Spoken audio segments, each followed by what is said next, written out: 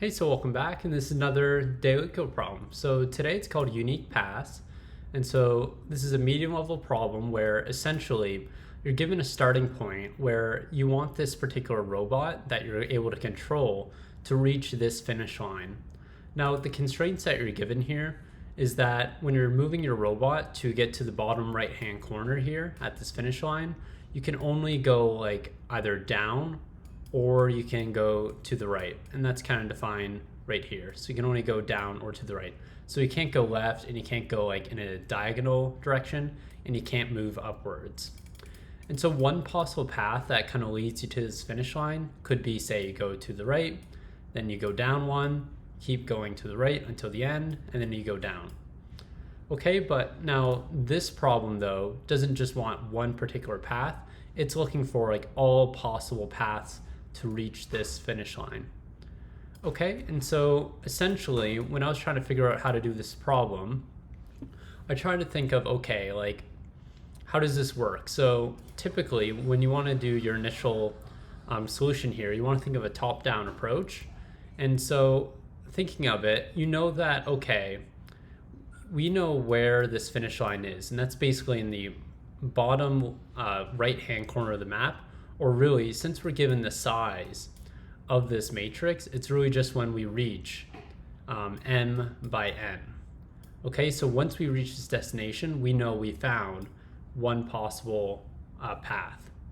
And so basically, say if we're starting at 0, 0, which is our current starting point, 0, 0, we can say, okay, there's two possible paths that we can go down.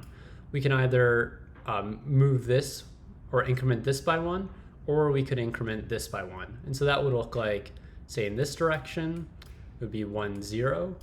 So this would be incrementing the row downwards, so going down.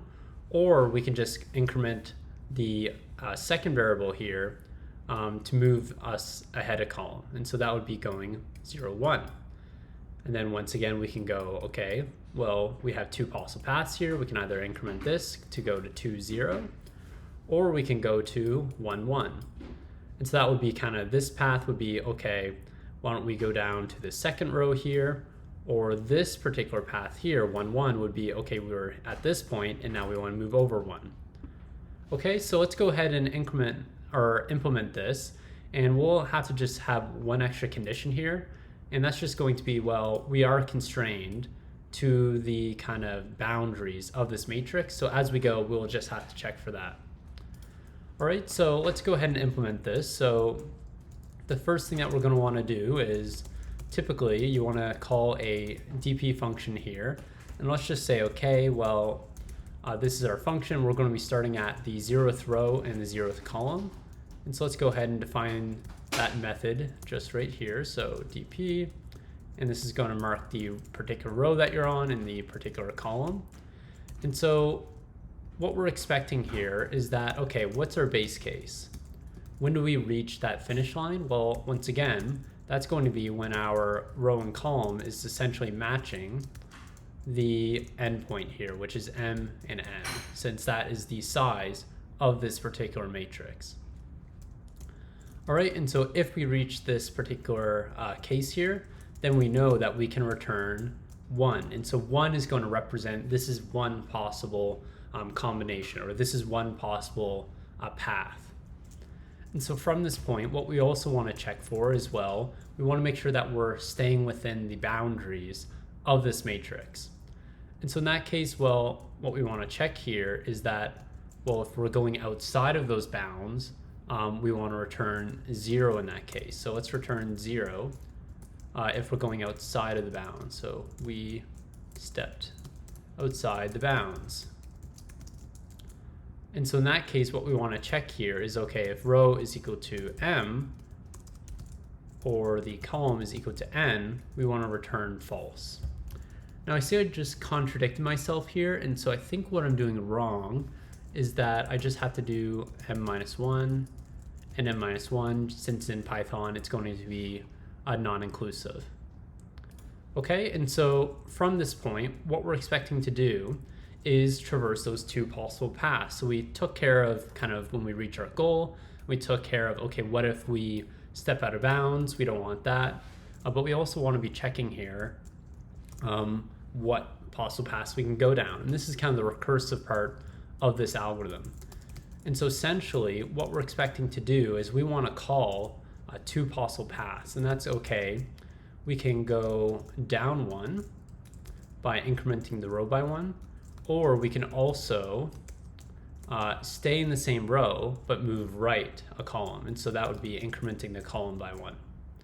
And so you can see here that I added an addition, and that's just simply because, well, we want to add up all the possible combinations, and so we want to add up all the possible unique paths by traversing this way or traversing this way. Now, one thing that you might see here is that there's no memoization, no caching going on. And so we want to do that. And the reason why is simply because, well, say like one possible way we can reach this square is by going right, right, right, and then down. But we can also reach this square by going down and then right, right, and then right, and reaching this square here.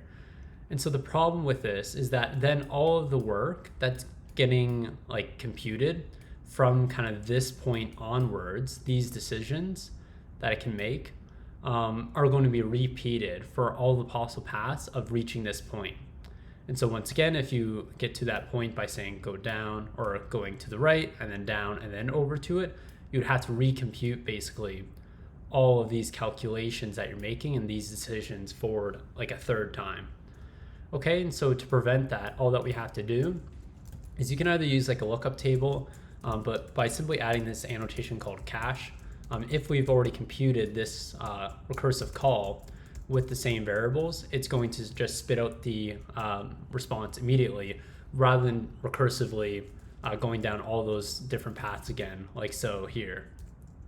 Okay, so let's go ahead and try running that. Looks good. And success, so that's today's algorithm. So essentially for the time and space complexity, that's just simply, they are both the same thing. So time and space are just both equal to basically m by n. And so that's just because, well, in order to find out all the possible combinations, naturally we'll want to traverse every single possible cell in the worst case scenario. Okay, and so the same thing for the space complexity, just because of the caching, so we'll want to cache all the possible row and column combinations here. So yeah, I hope that helped a little bit, and good luck with the rest of your algorithms. Thanks for watching.